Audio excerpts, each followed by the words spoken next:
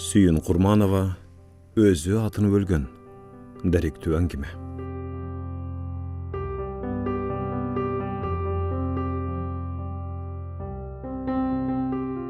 Төмөнді баяндайлы деп атқан Қарғашалы оқия 2002 жылдың июль айында Ысыкөл облысының чығыш бөлігіндегі қыштақтардың бірінде болған. Күйөөсі аты өлтірген 25 жаштағы келін менен апасының ысымдарын ғана атап, белгілүү себептерге байланыштуу окуяга катышы бар башкалардыкын көмүскөдө калтырдык. Аталган окуя тилекке каршы турмушта кездешип жүргөн аялдарга карата жасалган зөөкүрдүктүн адаттагы көрүнүшүнүн бири. Күндөгүдөй көп күндөрдүн биринде эч нерседен бейкабар отурган үй бүлөгө аттуу баштуу кудасы күтпөгөн жерден кирип келди. Босогону аттабай жатып эле «Искра бияққа келдиби?» деп сурады. Бетинин түгү сыртына чыгып, кудасынын түрү бир башкача болуп турганын байкаган менен уулбул эже сыр бербей үйгө чакырды. Таң атпай кайнатасынын издеп жүргөн эмнеси? Бирдеме болгонго деген ой жүрөгүнүн башын сыдырып өттү. Үй бүлөнүн тон кызы Искра мектепте күмүш медаль, институтту артыкчылык диплом менен бүтүп, аспирантурага документ тапшырып, илимге кетет деп турганда, баарынын оозун ачырып, Нурбекке күйөөгө чыккан.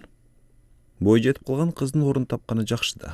Анын үстүнө Кадыр Барктуу район, облус менен республикага белгилүү адамга бүлө болду деп сооронуп отуруп калган атене кызын барган жерине батып кетсин деп, күйөөңдү сыйла, ата энесинин кадырына шек келтирбегин деп майда чүйдөсүнө көз жумуп коюшчу.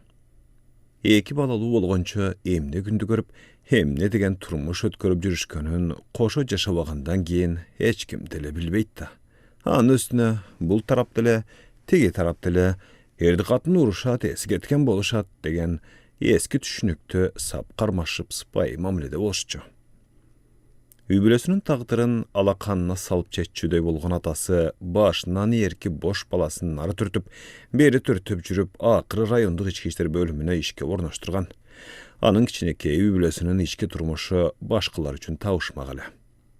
Сырты жылмакай милиционер кызматта башка, үйдө такыр башка экенинен эч ким шек саначу эмес. Хатыгүл кийин анын үйүндөгү кырсык жөнүндө уккандар таң калып, ишенбей жатышты.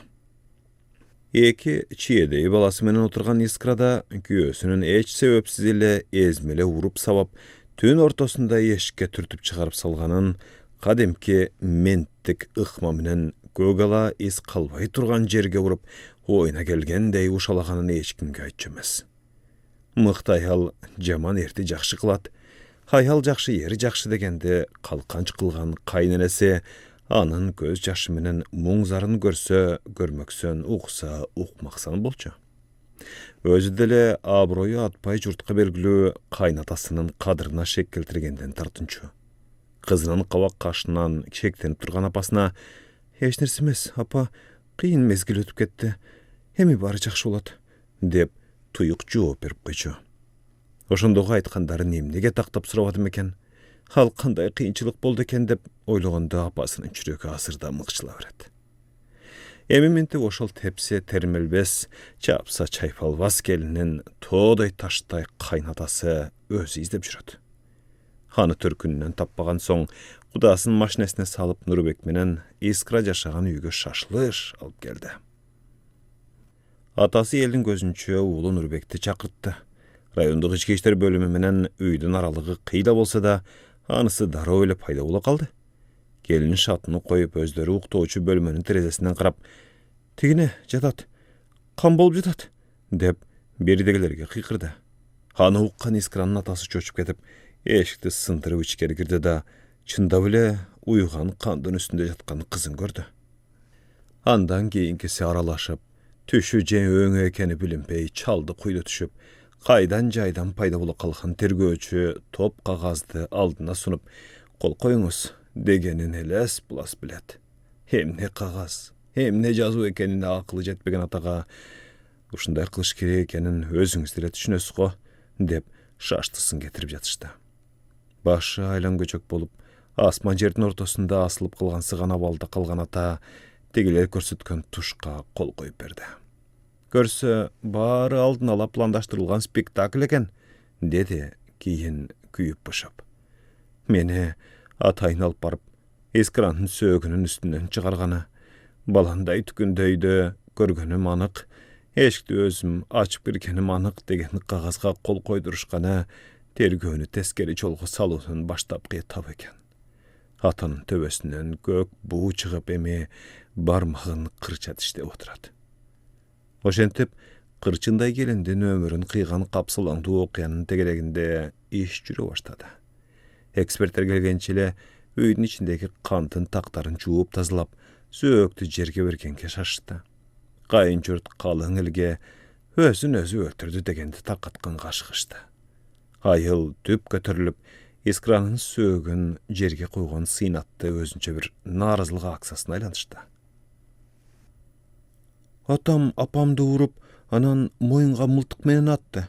Jığılıp kalganda mıltıkты üstüne koyup, çoğun uyga götürüp ketti. Öz enesinin ölümüne köp bolgan 6 yaşar bala, pedagog psikolog katışkan sotto ушундай көрсөтмө berdi. Balanın aytkandарын oblastык prokuraturanın tergөөчүсү эмнегедир эле салбаптыр. Keyin 2003 жылдын январ айында pedagog жана адвокаттын катышуусу менен өткөрүлгөн суракта да ошол эле көрсөтмөнү кайталаган менен бул жолу да иштин кандай болгонуна жалгыз күбө болгон баланын көрсөтмөсү далил катары киргизилген жок. Балакатка жетелек бала түгүл башка далилдерди да өзгөртүшүп, алгачкы тергөө иштери үстүртөн, шектүү адамды актай турган кыяза жүргүзүлө баштады. Кылмыш ишинде окуя болгон жерден тартылган сүрөттөр жок болуп чыкты. Эмне себептен экени белгисиз, тоз мылтыгынан манжалардын тактары алынган эмес. Каза болгон аялдын колунда калган чачтардын кимге тиешелүү экени аныкталган эмес. Бир да тергөөчү, прокурор соттук медициналык экспертизанын жарааттын башталышы оңдон солго карай 20-25 градус экенин, андай болгон учурда мылтык менен өзүн өзү атууга мүмкүн болбосун эске алышкан жок. Мылтыктын машасына адамдын колу жетмек эмес да.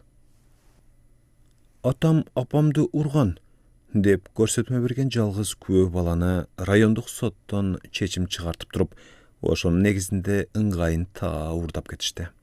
Райондук соттун чечими 2003 жылдын 1 августунда областтык соттун чечими менен бузулду. Бирок балдар алегиче чоң атасынын үйүндө кала беришти. Чырактай кызынан ажырап, кан жутуп турган ата-энеге бул ишти баштан аяк билгендерге өлгөндүн үстүнө көмгөндөй эле сыяктанды. Алардын арызданбаган жери, ачпаган эшиги калган жок. Алгачкы тергөөнүн чала жүргүзүлгөнүнүн айынан маркумдун көрүн кайра ачып, эксгумация жасаганга туура келди. Экспертиза бул жолу да өзүн өзү өлтүргөн версиясын четке какты. Иш соттон сотко өтүп, башы алегиче ачылбай, адамдарда акыйкатка болгон ишеним өчө баштады. Ал ортодо үй бүлөдөгү зомбулукка каршы жана гендердик теңчилик боюнча эки бакандай мыйзам кабыл алынды. Жогору жакта антип иш жүрүп жаткансыган менен Алакандай районто Искрадан кийин дагы 5 жаш келин үйдөгү зомбулуктун курмандыгы болушту. Аларды да өзүн өзү өлтүрдү, шылтоосу менен жабылуу аяктын астына бастырышты. Искранын трагедиялуу өлүмү жана анын балдарынын тагдыры боюнча иштеп жаткан сезим кризистик борбору эми жогорку соттун алдында бир катар бейөкмөт уюмдары менен бирге акция өткөрүп, акыйкаттыкты талап кылган транспаранттар менен турушту.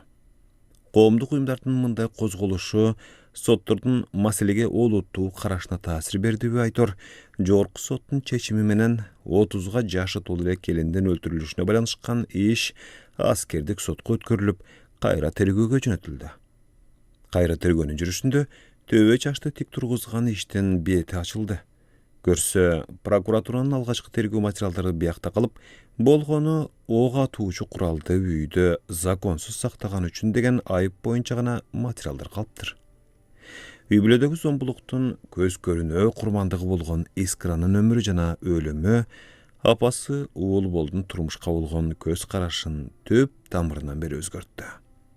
Дал ушул эненин акыйкат үчүн жан үрөгөнүнүн аха көмөктөш болгон сезим кризистик борборунун арбын аракетинин аркасында акыры күнөөлүү өз жазасын алды. Бул иштин маани магызын жакшы түшүнгөн уул бол азыркы күндө өздөрү жашаган аймакта hayaldардын hukukunu korgoo jaatında iштеп atat. Anın ançalık uzun emes tajribasında üy bülödögi sombuluktan jabırkagan 3 jaş gelindin ömürü saktalıp kaldı.